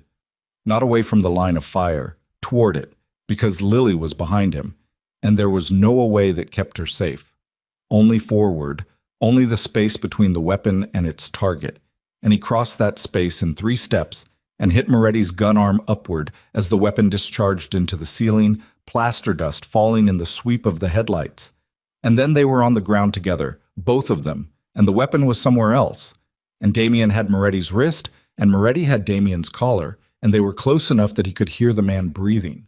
Ragged, furious, the breathing of a man whose careful architecture has finally given way and who is now operating on nothing but the oldest and most honest part of himself. "It's over," Damien said, right in his face, plaster dust in his mouth. "It's over, Vincent." Moretti strained against him. 61 years old, and there was still something in him that didn't want to stop. "You don't—" His voice broke. "You gave away everything. My father is dead."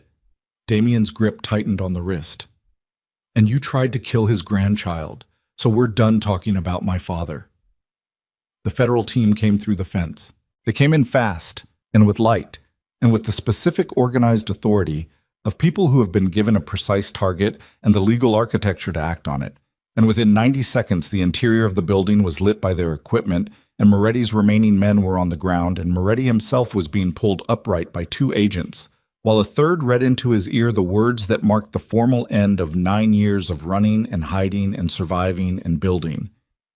And the beginning of something Damien did not yet have a full picture of, but could feel, in the way you feel a change in air pressure before weather arrives, was going to be different from everything that came before it. Diane Cho came through the east entrance last. She looked at Moretti in federal custody, at Marcus's man being attended to, at the plaster dust still settling, at Damien standing in the middle of it all with his coat covered in concrete grit. Then she looked past him. He turned. Lily was standing exactly where he had left her, 5 feet back, backpack still on both shoulders, watching the federal team work with the same frank, cataloging attention she had given everything else tonight. She had not moved. She had stayed exactly where he had put her. She looked at him and said completely evenly, "You got shot at." "I'm fine." "Your face is bleeding." He reached up, plaster from the ceiling discharge. He wiped it away. "Is that man going to jail?" she said, indicating Moretti, being walked toward the entrance by 2 agents. "Yes," Damien said. She considered this, looked at Cho, looked back at Damien. "Are you—" The question arrived with the simplicity of a child who has not yet learned to soften the things she actually wants to know. And it landed in the room with a weight that had nothing to do with her 8 years and everything to do with the bloodline she carried and the particular quality of mind she had inherited from 2 people who had both, in their different ways, learned to ask the questions that mattered directly and without apology. He stood in the lit wreckage of the Westfield site, with federal agents moving around him and Moretti in custody, and his entire operation formally surrendered to the woman standing 10 feet away with a warrant and 9 years of patient investigative work behind her. And he looked at his daughter and opened his mouth to answer, and his phone rang. "Evelyn." He answered immediately. "She's safe," he said. "She's with me. She's not hurt."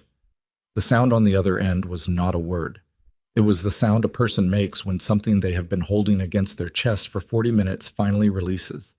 And it was the most human sound he had heard in a very long time, and he stood with the phone pressed to his ear and let it exist without trying to answer it, because some things don't need answering.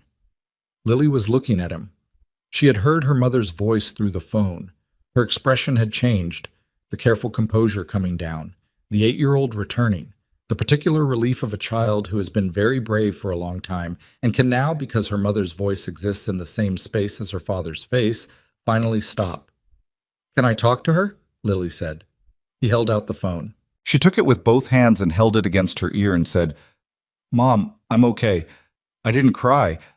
I figured if I just—" and then stopped, because Evelyn was saying something, and Lily's face did the thing faces do when the last held thing lets go, and she turned slightly away from him with the phone still at her ear, and Damien looked at the ceiling of the Westfield site, at the hole in it where a bullet had gone through on its way to nowhere, and he breathed. Cho appeared at his shoulder. "Moretti's in custody," she said quietly. "We'll need you for processing. It'll take most of tomorrow, possibly the day after." "I know." "After that," she paused, "you understand that cooperation changes the exposure significantly, but doesn't eliminate it. There will be a process." "I know what the process is." She looked at him. Something in her face that was not quite sympathy, more like the recognition one serious person extends to another when they understand the weight of what has been decided. "For what it's worth," she said, "what you built for that investigation, the documentation, the financial records, it's cleaner than anything I've been handed in 15 years of this work." He didn't answer. Lily had turned back toward him, the phone still to her ear, and she reached out and took his hand, not asking, not hesitating, just taking it the way children take things they have decided belong to them, and held it while she talked to her mother, and he stood very still because the alternative was doing something that would frighten the federal agents, and looked down at the small hand wrapped around his and felt the full weight of 10 days collide with 9 years in his chest, and did not look away from it. Outside, the waterfront went about its ordinary dark business. The port equipment ran. The water moved against the pilings. The city continued its indifferent noise. And in a gutted industrial building on the south waterfront, a man who had spent his adult life in the specific gravity of a criminal empire stood holding his daughter's hand in the aftermath of everything he had just ended and waited for whatever came next. Cho moved away to manage her team, giving him the specific professional courtesy of distance, and he was grateful for it without being able to say so. Lily finished the call and handed the phone back. Her eyes were red at the edges, but her face was dry, and she looked up at him with the expression he was beginning to recognize as specifically hers, the one that meant she had a question she was deciding whether to ask. She asked it. "Why did you help me?" she said. "You don't know me." He looked down at her. The birthmark below her left ear, the locket under her sweatshirt, the angle of her jaw that was his jaw and his father's jaw and his grandfather's jaw going back further than anyone had written down. "I know you a little," he said. "From the shop." From the shop. She considered this with the seriousness she brought to everything. "You knew my mom before," she said, "from a long time ago." "You said." "Yes." "Were you important to her?" The question was so direct and so accurate that it took him a moment to answer, and the moment itself was an answer, and she was sharp enough to know it. "Yes," he said, "and she was important to me." Lily looked at him for a long time. The federal team moved around them, efficient and purposeful, and the generator lights had been restored by someone with a practical mind, and the Westfield site was bright again and full of people doing their jobs. And in the middle of all of it, two people stood in a small patch of stillness that belonged only to them. "Nathan told me my dad died," Lily said. Her voice was careful, feeling the edges of the thing. "Before I was born." He said nothing. "Mom never really talked about him," she said. "But she kept—" Her hand came up, touched the outside of her sweatshirt where the locket sat beneath it. "She kept this." He looked at her hand pressed flat against her chest over the locket he had chosen in a jewelry shop 26 years old and full of a feeling he hadn't had the vocabulary for yet. "I know she did," he said. Lily looked at him, the frank, unguarded, completely direct look of a child who has decided she already knows the answer and is simply waiting for the adult to confirm it. He met her eyes. He did not say the words yet. Not here, not in this building, not surrounded by federal agents and the wreckage of the worst night of her life. That conversation deserved better than this. It deserved a quiet room and her mother present and all the time in the world to ask every question she had.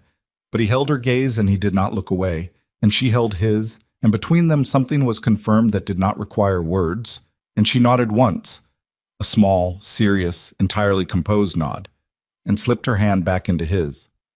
They walked out of the Westfield site together into the cold waterfront air, and the city lights lay across the water, and somewhere across the city Evelyn was waiting, and the night was almost done. The drive back across the city took 23 minutes. Damien drove. Lily sat in the passenger seat with her backpack on her lap, instead of her back now, holding it against her chest like something she needed between herself and the world, and she looked out the window at the city going past and said nothing for the first 10 minutes. And he let the silence exist because it was not an empty silence. It was the silence of a person processing, and she deserved the space to do it without someone filling it with words that were really about the speaker's discomfort rather than the listener's need. At the 11-minute mark, she said, "Are we going to my mom?" "Yes." "Is Nathan there?" "Yes." She nodded, went back to the window, then, "Is Nathan in trouble?" He glanced at her. Why would Nathan be in trouble? Because he lied. She said it without particular anger, as a fact.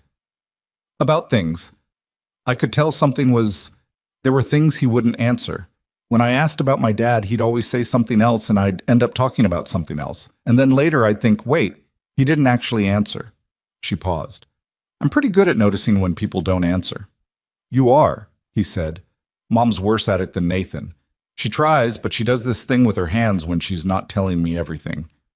A short pause. The sink thing. He almost said something, caught it. Nathan's not in trouble, he said instead. He made some decisions that were hard and some of them hurt people who didn't deserve to be hurt, but he was trying to keep you safe. She absorbed this. Did it work? For 9 years, he said. Yes. She looked at him with her mother's eyes in his own face and said quietly, "And then you showed up." "And then I showed up." Something moved at the corner of her mouth. Not quite a smile. The ghost of one, the shape a smile leaves when the situation doesn't quite allow the real thing yet. She turned back to the window and he drove. And the city moved past them, and somewhere ahead of them a woman was standing in a back room above a flower shop, having survived the worst 2 hours of her life and waiting for the sound of a car outside. Hale opened the back door before they reached it. He looked at Lily first, the rapid, comprehensive assessment of a man checking for damage. And whatever he found satisfied him because his shoulders dropped a fraction and he stepped back to let them in. Lily walked past him into the back room and stopped, and then Evelyn came down the stairs, and the two of them met at the bottom and held on, and Damien stood near the door and looked at the shelving along the wall and gave them the privacy of his inattention. He heard Evelyn crying. Quietly, the way she did everything, contained, not for anyone else, just the sound of a woman releasing 40 minutes of terror into her daughter's hair. He heard Lily's voice, muffled, saying something he couldn't make out, and Evelyn making a sound that was half laugh and entirely broken, and then the specific quality of silence that follows when two people have found each other and are just breathing the same air. Hale appeared at his shoulder. They stood together near the door without speaking for a moment. Outside, a car went past on the wet street, headlights sweeping briefly through the back window. "She knows," Damien said. Low, not a question. Hale was quiet for a moment.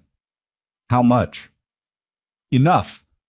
She's been putting it together for longer than either of you realized." He glanced at Hale. "She's sharp. She gets that from both sides," Hale said. There was something in his voice that was not quite pride and not quite grief.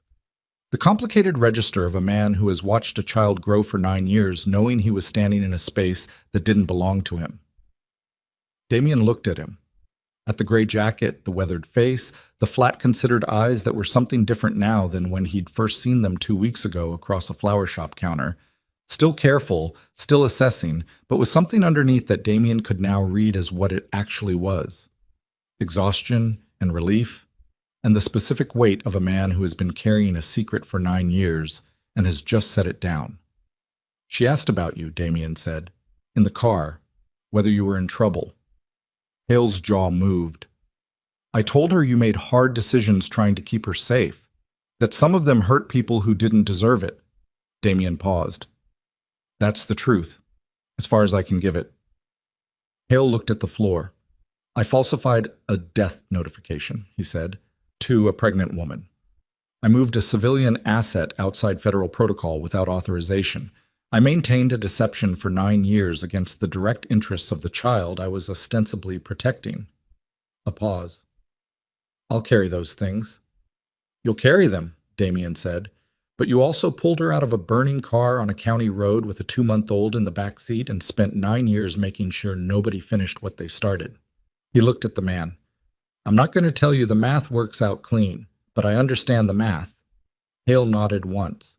A small motion, containing a great deal. Across the room, Evelyn and Lily had separated enough to look at each other.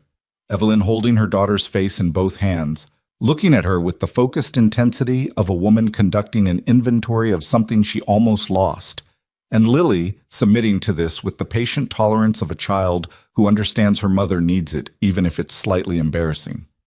Then Lily looked past her mother and found Damien across the room. Evelyn felt the shift in her attention and turned. The four of them occupied the back room of the flower shop in the particular quiet of people who have arrived, together and separately, at the end of something, and are standing in the space the ending has left behind, not yet sure of the shape of what comes next. Evelyn looked at Damien. Her eyes were red, and her hair had come down from whatever it had been in earlier, and there was a red mark on her forearm where she had pressed it against something while she waited. The counter edge, the stair rail, the unconscious physical self-comfort of a person in distress. She looked at him the way she had looked at him in the flower shop that first afternoon, except that the shock was gone now, replaced by something more complicated and more honest. The look of a woman who has had 10 days to understand that the life she built on a false foundation is not destroyed by the truth being revealed, only clarified. "Is it over?" she said. "Moretti's in federal custody. Cho has everything. His network, his financials, the connection to the county road. It'll take months to process, but he won't be making decisions about anyone's safety from where he is." She absorbed this, nodded slowly. "My operation," he said. "I gave it to Cho. Everything. The documentation, the financial records, the structure. It's done." She looked at him. Something moved in her face, not surprise exactly, but something adjacent to it. The expression of a person receiving information that confirmed something they were not yet sure they were allowed to hope. "What does that mean for you?" she said. "Cooperation agreement. There's a process. It'll take time, and it won't be comfortable, and at the end of it, I'll have a record and constraints and obligations." He said it evenly, without self-pity, because self-pity required the belief that he had deserved something different, and he had long since stopped believing that. "But I'll be here. That's what it means." She looked at him for a long moment. "You didn't have to do that," she said. "I know. You could have found another way, negotiated, kept more of Evelyn." He said her name the way he had said it in this room 10 days ago. Not with urgency, not with force, just with the specific weight of a man who has decided to mean what he says and say only what he means. "I know what I did and why I did it. I don't need it to be framed differently." She closed her mouth, opened it again. "Okay," she said, "just that." Lily was watching both of them with the expression of a child running calculations too sophisticated for her years, arriving at conclusions she was not yet ready to say out loud, filing them in a place she would return to when she was ready. Hale moved toward the stairs. "I'll be upstairs," he said, giving them the room. And then it was the three of them. The silence was different from all the previous silences in this building. Not tense, not loaded with things unsaid, but open, the specific openness of a space that has been cleared of obstruction and is now simply waiting to be inhabited. Lily set her backpack on the work table. She reached into the front pocket and took out a small folded piece of paper. A drawing, he realized, a child's drawing done in pencil, small figures, a building, what appeared to be flowers along the bottom edge. She unfolded it and smoothed it on the table without explanation, as if she needed her hands to be doing something. "She does that when she's thinking," Evelyn said quietly. To him. "Draws." He looked at the drawing. The figures were simple, but they had presence. A woman behind a counter, a child in front of it, and near the door, slightly separate, a man-shaped figure with its hands at its sides. She had drawn the shop. She had drawn all three of them. "When did you draw this?" he said. Lily looked at it. "After you came in the third time," she said. "I don't know, I drew what I saw." He looked at the figure near the door, slightly separate, hands at its sides. Not inside the scene, not outside it, positioned at the threshold, the specific location of someone who has not yet decided which way they're going to move. He pulled a stool from under the work table and sat down, which brought him to Lily's eye level, and she looked at him without stepping back, without the wariness he might have expected from a child who had been through the evening she'd just been through. "There are things I need to tell you," he said. "Important things. And they're going to change how you understand some things you thought you already knew." He paused. "And I think somewhere you already know what some of them are." She looked at him steadily. Her hand rested near the drawing. "But I want to ask you something first," he said. "What would you want, if you could want anything, about any of this?" She thought about it. Not long. She had already been thinking about it. He could see that. The question had been running in her for days, maybe longer, maybe since the first afternoon when a man came in out of the rain to buy lilies, and her mother went the color of chalk. "I want to know the truth," she said. "All of it. Even the bad parts." She looked at him. "I can handle bad parts." "I know you can," he said. "And I want—" She stopped. Something moving in her face that was very young and very old at the same time. The expression of a child carrying a longing she has learned not to name, because naming it has always felt like asking for something she wasn't allowed to want. "I want my mom not to be scared anymore. She's been scared my whole life, and she tries to hide it, but I can feel it. I want her not to have to feel that. Evelyn made a sound behind him. He didn't turn. And, Lily said, and then stopped for a longer moment, longer than either of the others. And when she continued, her voice was careful, the way you are careful with something fragile. I want to know who my dad was. Is. She caught the correction and looked at him, and in her eyes was the complete and total knowledge of a child who has done the math and arrived at the only answer the numbers allow, but is waiting, still for someone to say it out loud, because until someone says it out loud, it remains in the category of things that might not be real. He held her gaze, his daughter's eyes, his father's line, the locket at her throat. My name is Damien Ashcroft, he said, and I have been looking for a way to sit exactly here and say exactly this since the first day I walked into your shop and saw your face. He paused. I didn't know about you until 10 days ago, not because I chose not to, because I was told something that wasn't true, and I believed it, and the years went by, and I'm sorry for every one of them that you didn't have what you should have had. The room was completely silent. Lily looked at him for a long time. Her hand on the table, near the drawing, moved. Not toward him, not away, just a small shift of the fingers, the motion of a person reorganizing their grip on something. You're not dead, she said. No. Nathan said you were dead. I know. He was wrong to do that. He thought he was protecting you. She considered this with the serious, unsentimental fairness she brought to everything. He was protecting me, she said. Just also lying. Yes. She looked down at the drawing, at the figure near the door. Then she picked up the pencil from the table. It had been lying there with the drawing, and without a word she bent over the paper and made a small adjustment to the figure near the door, a change that took her 5 seconds, and then she put the pencil down and stepped back. He looked at the drawing. She had moved the figure. It was no longer near the door, no longer at the threshold, no longer positioned between inside and outside. She had redrawn it simply with a few added lines, placing it closer to the counter, closer to the woman and the child figure, inside the frame of the scene rather than at its edge. He looked at it for a moment. Then he looked at her. She was looking back at him with the complete open expression of a child who has made a decision and is comfortable with it.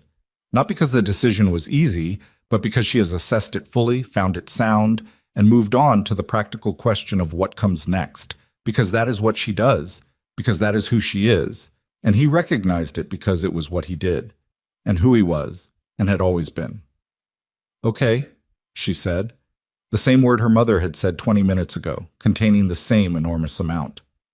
Evelyn crossed the room and put her hand on Lily's shoulder and looked at Damien over her daughter's head, and her eyes were wet, but her face was the steadiest he had seen it. Not the controlled steadiness of a woman holding herself together, but the genuine steadiness of a woman who has been carrying a weight alone for 9 years and has, in the last 10 minutes, felt it distributed. He stood up from the stool. The 3 of them stood in the back room of the flower shop, and the night outside was quiet, the sirens long gone, the waterfront done with its drama, the city settling into the ordinary register of its late hours. Nathan should come down, Lily said. Both adults looked at her. He lied, she said, practical. But he was trying, and he's been up there by himself for a while. She paused. He's probably terrible at being by himself. Evelyn made a sound that was definitely a laugh this time, broken at the edges but real. She pressed her hand over her mouth and the laugh came through anyway, and Lily looked at her with the expression of a child who has caused an effect she didn't fully predict but finds acceptable. Damien called up the stairs. Hale. Footsteps. Hale came down and stood at the bottom of the stairs and looked at the 3 of them in the middle of the room and then looked at Lily specifically. And Lily looked back at him with the expression she wore when she was deciding something. You lied, she said. Yes, Hale said. No decoration, no justification, just the word. You thought it would keep me safe. Yes. She looked at him for another moment. It mostly did, she said. Up until tonight. A pause. Tonight wasn't great. No, Hale said. It wasn't. She nodded once with the air of a person closing an account, not forgetting, not dismissing, closing, the way you close something that has been examined fully and can now be stored in its proper place. Okay, she said, for the third time that night. Hale sat down on the bottom step. He put his elbows on his knees and his face in his hands for a moment, and when he lifted it again, he looked like a man who has been a certain way for a very long time and is now, in the specific mercy of a child's provisional forgiveness, allowed to be a different way, and doesn't quite know yet what that looks like. They stayed in the back room for a while, not talking much, doing small practical things, Evelyn making coffee, Hale and Lily sitting at the work table while she explained the drawing to him in the particular detailed way children explain things to adults they want to include, Damien standing near the door to the front of the shop looking at the dark refrigerator cases and the hanging bundles of dried flowers and the hand-lettered price cards and all the careful ordinary apparatus of a life built from scratch in a city no one was born in. He thought about what Cho had said. The process. The months it would take. The careful legal dismantling of everything his father had built and that he had maintained and that had defined the shape of his life since he was 26 years old. He thought about what would be left on the other side of that process. The legitimate businesses, the properties that had clean histories, the quiet residual of an empire reduced to its legal minimum. Not nothing, but nothing like what it had been. He found he could look at that prospect and keep breathing. Behind him, Lily was telling Hale about a book she was reading, something about a girl who discovered an underground city, her voice carrying the specific enthusiasm of a person who has found something they want to share before the feeling diminishes. Hale was asking questions, real ones, not adult performance questions, and her answers were detailed and elaborate and occasionally corrective when his questions showed insufficient understanding of the underground city's geography. He thought about the cemetery on the east side of the city, where his father's grave had no flowers on it. He turned around. Tomorrow, he said. To the room in general, to no one specifically. They looked at him. I need to go to the cemetery. It was the reason I came into the shop the first time. He paused. I'd like to not go alone. Lily considered this. The lilies, she said. You never bought them. You left them on the counter. I left them on the counter. She looked at her mother. Something passing between them in the specific wordless register that 8 years of close quarters had developed between them. A question, an answer, a small negotiation conducted entirely in the quality of a gaze. We have lilies, Evelyn said. She moved to the refrigerator case, opened it, drew out a bundled sleeve of white stems. She held it for a moment, looking at it, and then she crossed the room and put it in his hands. Her fingers brushed his, briefly, and neither of them moved away from the contact. In the morning, she said, quietly, looking at the flowers in his hands. In the morning, he said. She raised her eyes to his, 9 years in her face, and the lines at the corners of her eyes, and the scar at her chin from a bicycle at 13, and all the rest of it. The county road and the borrowed city, and the years of waiting for a knock at the door that meant the wrong thing.